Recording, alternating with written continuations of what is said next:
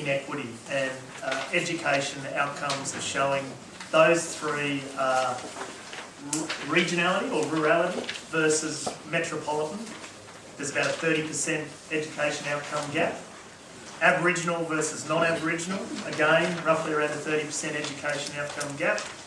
And lower SES versus higher SES. So poorer families versus richer families are roughly, again, this 30% gap. Government commissioned a piece of work by a leading Melbourne businessman, I think he is, David Gonski, and tried to get to the bottom of what's going on. Why is there such a large gap in those three sectors? His advice, which I think everyone was anecdotally feeling was the case, was the actual funding model itself in education was problematic.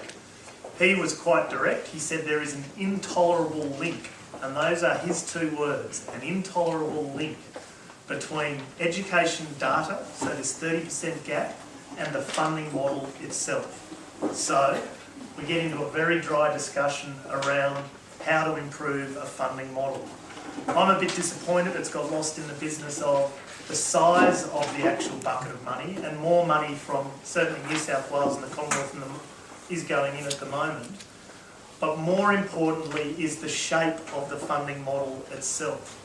That there is a recognition of the education data in the funding model for the future, and therefore there is a loading for students from regional areas, for Aboriginal students, and for students from poorer families.